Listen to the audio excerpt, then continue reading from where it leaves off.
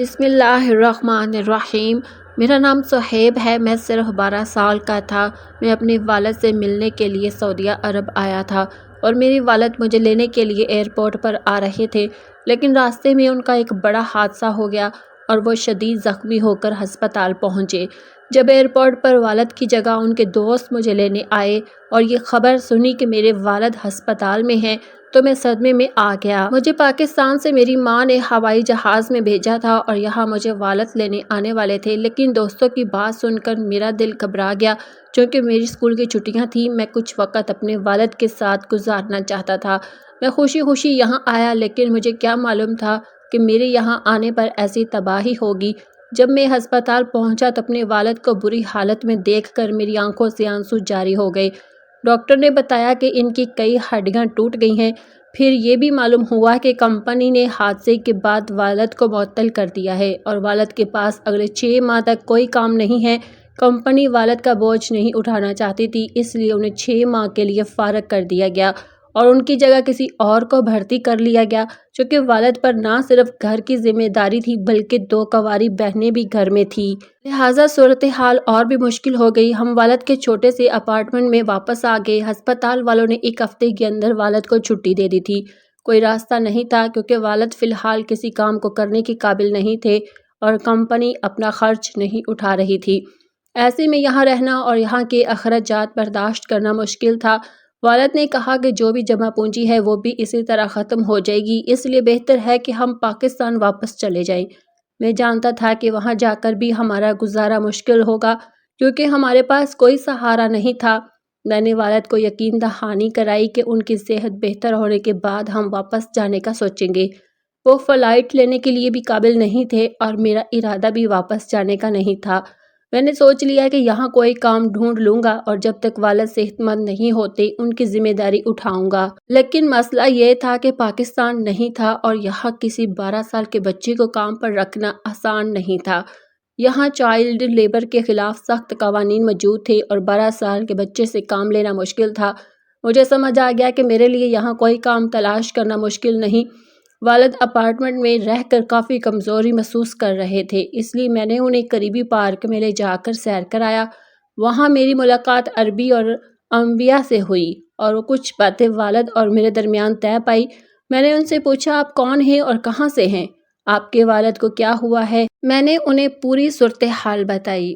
ان کے بعد انہوں نے کہا کہ اگر کوئی کام ہوگا تو ضرور کریں گے، لیکن یہ بہت مشکل ہوگا، اس لیے میں چاہتا تھا کہ والد کے 6 ماہ تک میں ان کی ساری ذمہ داریاں سنبھال لوں۔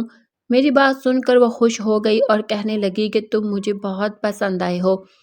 مجھے تمہاری طرح کسی لڑکے کی ضرورت تھی جو محنت سے زندگی گزار سکے اور اپنے گھر والوں کے لیے تھوڑی بہت مدد دے سکے۔ میں نے ان سے پوچھا کہ کیا آپ کے پاس میرے لیے کوئی کام ہے؟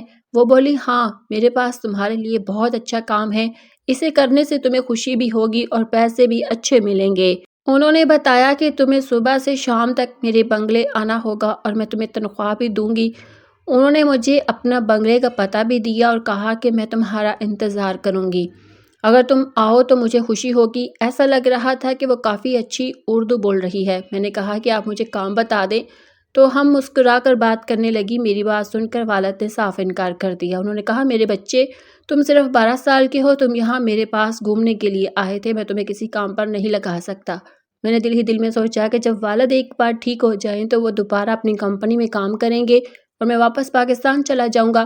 تب تک گھر کے اخراجات چلانے کے لیے کچھ نہ کچھ کرنا ضروری ہے۔ اگر عورت مجھے اچھے پیسے دینے کے لیے تیار ہے تو پھر مجھے کام کرنے میں کوئی ہچکچاہٹ نہیں۔ اب 12 سال کا بچہ اتنا بڑا ہو گیا تھا کہ حالات کو سمجھنے لگا تھا۔ میں نے سوچا کہ ایک بار عورت پر اعتماد کر کے دیکھوں اور اگر مجھے کام سمجھ آ گیا تو میں کر دوں گا، ورنہ نہیں۔ والد نے کہا کہ اگر تمہیں کوئی بھی پریشانی ہو تو فوراً واپس آ جانا۔ میں نے پینٹ کی طرف دیکھا تو خالی پڑی تھی، وہاں اور عورتیں جا چکی تھیں۔ میں نے سوچ لیا کہ میں اس کے پاس جاؤں گا اور کام دیکھوں گا۔ رات میں ہی میں سوچ رہا تھا کہ مجھے کیا کام کرنا ہے اور بنگلہ کتنا بڑا ہوگا، وہاں کتنی محنت کرنی پڑے گی۔ بنگلہ ہمارے اپارٹمنٹ میں سے زیادہ دور نہیں تھا، اس لیے والد کو مجھے اکیلے بھیجنے میں خوف نہیں ہوا۔ میں نے والد کو یقین دلایا کہ اگر کوئی مسئلہ ہو تو میں فوراً واپس آ جاؤں گا۔ جب میں عورت کے بنگلے پہنچا تو جیسے ہی چوکیدار کو بتایا کہ مالک نے مجھے بلایا ہے، اس نے مجھے سر سے لے کر پیر تک دیکھا اور کہا کہ تم مالک کے پاس رہو گے۔ اس کا لہجہ اور نظر مجھے بہت سنجیدہ لگ رہی تھی اور مجھے اس کی موجودگی پوری طرح محسوس ہو رہی تھی۔ چوکیدار مسکرایا اور میں بنگلے کے اندر گیا۔ بنگلہ بہت شاندار اور عالیشان تھا۔ کچھ دیر کے لیے مجھے تھوڑا سا خوف بھی ہوا، لیکن پھر میں نے مالکن کو دیکھا۔ مالکن دیکھ کر میں حیران رہ گیا۔ وہ برقعے میں نہیں بلکہ ماڈرن کچن کی میکسی پہن کر موجود تھی اور وہ بہت مختلف اور منفرد لگ رہی تھی۔ مالکن نے میک اپ کیا ہوا تھا اور میرے سامنے بیٹھی تھی۔ وقت کے ساتھ وہ اور بھی حسین لگ رہی تھی۔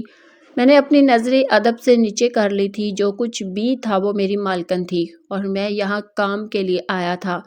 میں نے شربت پی لیا تو مالکن بولی کہ تم تھوڑا سا آرام کے لیے کمرے میں چلے جاؤ۔ مالکن کی بات مجھے حیران کر گئی۔ میں یہاں آرام کرنے آیا ہوں، لیکن میں بالکل فریش ہوں اور ہر کام ایمانداری اور تیزی سے کروں گا۔ میری بات سن کر وہ مسکرائی اور بولی کہ فی الحال تم کمرے میں جا کر آرام کرو، پھر میں تمہارے پاس آ کر بتاؤں گی کہ تمہیں کیا کام کرنا ہے۔ مجھے کمرے میں پہنچا دیا گیا اور ساتھ ہی میرے پاس بہت سارے پھل بھی رکھ دیے گئے۔ جب سے میں یہاں آیا تھا میں اپنی طبیعت کے بارے میں کافی پریشان تھا۔ نہ ہی میں نے ٹھیک سے کھایا پیا، نہ اپنے کھانے پینے پر دھیان دیا اور نہ ہی آئینہ دیکھا تھا۔ اب کمرے میں آ کر بستر پر بیٹھا تو آئینے میں اپنا عکس دیکھ رہا تھا۔ اچانک مجھے چوکیدار کی بات یاد آ گئی کہ خوبصورت بچہ ڈھونڈ لیا ہے۔ مالکن نے مجھے بتایا کہ وہ مجھے 1 مہینے تک مکمل تربیت دے گی۔ 1 مہینے میں مرینا کے ساتھ رہ کر صبح سے شام تک وہ مجھے ہر چھوٹی سے چھوٹی چیز سکھائے گی۔ مرینا ایک بہت ہی اچھی اور خوش مزاج عورت تھی۔ وہ محبت سے مجھے ہر چیز سکھا رہی تھی، یہاں تک کہ ٹیبل پر بیٹھنے کے آداب بھی۔ میں سوچ رہا تھا کہ ایک نوکر کو اتنی تربیت دینے کی کیا ضرورت ہے۔ پہلے دن شام کو جب میں گھر واپس آیا تو والد میری فکر میں بہت زیادہ تھے۔ انہوں نے پوچھا کہ تم نے پہلے دن کیا کام کیا اور تم سے کتنی محنت کرائی گئی۔ میں نے انہیں بتایا کہ میں نے بیٹھنے کے آداب اور مرینا کے طریقے سیکھے ہیں۔ اب والد مسکرا دیے۔ جب میں نے مسکرانے کی وجہ پوچھی تو انہوں نے کہا کہ یہ عرب لوگ بہت عجیب ہوتے ہیں، یہاں تک کہ ایک کتے کی نسل بھی جانچتے ہیں، تو پھر ملازم کو ایسے کیسے رکھ سکتے ہیں؟ لیکن وہ پہلے تمہیں اپنے طریقے سکھاتے ہیں تاکہ تم ان کے محل میں کام کر سکو۔ انہوں نے کہا کہ جب تک کام کا بوجھ نہیں ہے دل لگا کر سب کچھ سیکھ لو۔ میں نے سوچا کہ اگر میں جلدی تیار ہو جاؤں تو واپس اپنی نوکری پر چلا جاؤں گا اور تمہیں واپس بھیج دوں گا۔ تمہاری ماں تمہارے بغیر اتنے دن نہیں رہ سکتی، پہلے ہی وہ میری جدائی کا دکھ سہ رہی ہے۔ میں نہیں چاہتا کہ تمہیں بھی دور رہنا پڑے۔ میں پابندی سے مالکن کے بنگلے جانا شروع کر دیا۔ مجھے اچھے کپڑے پہنے گئے، بال نئے انداز سے بنائے گئے اور ہر طرح کا اچھا کھانا کھلایا گیا۔ 15 دن میں ہی میں نے خود کو آئینے میں دیکھا اور یقین نہیں آ رہا تھا کہ میں وہی 12 سال کا بچہ ہوں۔ یہاں کی زندگی نے میری صحت اور حوصلے کو بہتر بنایا اور بنگلے میں گھومنے پھرنے پر بھی کوئی پابندی نہیں تھی۔ اب تک میں نے کسی کام کو ہاتھ نہیں لگایا تھا۔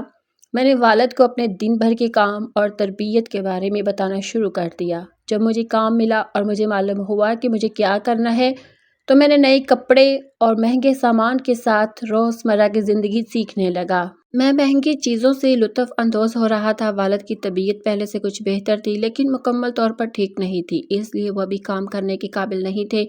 جب میں بنگلے پہنچا تو چوکیدار مجھے دیکھ کر عجیب سا مسکرایا اور بولے آج سے تمہارا کام شروع ہونے والا ہے۔ میں نے سوچا کہ اب مجھے واقعی کام کرنا ہوگا۔ بنگلے کے اندر داخل ہوا تو مرینا مجھے نظر آئی۔ نوکرانی مجھے بتانے لگی آج سے تمہیں براہ راست مالکن کے کمرے میں جانا ہے۔ جب سے میں یہاں آیا تھا ایک بار بھی مالکن کے کمرے میں نہیں گیا تھا۔ مالکن کا کمرہ ہمیشہ بند رہتا تھا۔ جب میں نے مالکن کے کمرے میں داخل ہوا تو دیکھ کر حیران رہ گیا کہ مالکن کا کمرہ پوری طرح سجا ہوا تھا، جیسے کسی نئی دلہن کا کمرہ ہو۔ مالکن نے میرا ہاتھ پکڑا، مجھے اپنے بستر پر بٹھایا اور ساتھ ہی ایک بڑی رقم میرے ہاتھ میں دے دی۔ یہ اس مہینے کی تنخواہ تھی۔ میں اتنے سارے نوٹ دیکھ کر بہت خوش ہو گیا۔ میں نے مالکن سے کہا جو بھی آپ کہیں گی میں پورے دل سے اور ایمانداری سے کروں گا۔ مالکن نے مجھے بتایا کہ میں نے 1 مہینے کے دوران ہر طرح کی تربیت حاصل کی ہے۔ مرینا نے مجھے ہر چیز سکھا کر کام کے قابل بنایا ہے اور اب تم اس کام کو انکار نہیں کر سکتے۔ میں جانتا تھا کہ یہ سب صحیح نہیں تھا لیکن میرے حالات نے مجھے مجبور کر دیا۔ میں ایک نوجوان ہوں اور یہاں مجھے ترقی کی خواہش تھی۔ مالکن نے مجھے بتایا کہ میں نے پہلے بھی کچھ لڑکوں کو اسی طرح استعمال کیا لیکن تم اتنے خوبصورت تھے کہ میں نے 1 پورا مہینہ تمہیں اپنے گھر میں رکھا۔ انہوں نے کہا کہ بس تم مجھے خوش رکھو، میں تمہیں زندگی بھر اپنے ساتھ رکھ لوں گی۔ نہ تمہیں کوئی نوکری کی فکر ہوگی اور نہ ہی پاکستان واپس جانا پڑے گا۔ तुम अपने बाप को अपनी माँ के पास वापस भेज सकते हो। मलकन ने कहा कि तुम्हारी छोटी सी बीमारी पर कंपनी ने वालिद को फारिग कर दिया, हालांकि वो सालों से कंपनी के लिए काम कर रहे थे।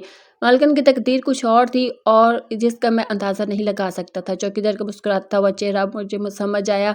मैं अपनी वापसी की फ़्लाइट के लिए तैयार था और आने वाली ज़िंदगी यकीनी तौर पर मुश्किल थी, लेकिन गुनाहों से भरी हुई नहीं थी। मेरी माँ ने मुझे सिखाया था कि इंसान के हाथ में नहीं बल्कि रब के हाथ में है। जो फरिश्ते शाम को हमारे गुनाहों के लिए आते हैं, वो सुबह को हमारा तहफ़्फ़ुज़ और मवाक़ा लेकर वापस आते हैं। मुझे यकीन था कि मेरे रब ने हमारे लिए हर इंतज़ाम कर रखा होगा। दौलत ने कई लोगों को गुमराह कर दिया है और ये बात हर इंसान समझ सकता है, क्योंकि अब दुनिया में मंदिर से लेकर शराब खानों तक हर जगह के हालात तब्दील हो चुके हैं। तो दोस्तों, ये थी मेरी आज की कहानी। उम्मीद है कि आपको ये पसंद आई होगी। अगर कहानी अच्छी लगी तो इसे लाइक करें, अपने दोस्तों के साथ शेयर करें और अगर आपने अभी तक हमारे चैनल को सब्सक्राइब नहीं किया तो फ़ौरन सब्सक्राइब कर लें ताकि आपको मेरी आने वाली कहानियाँ मिलती रहें। अल्लाह हाफ़िज़।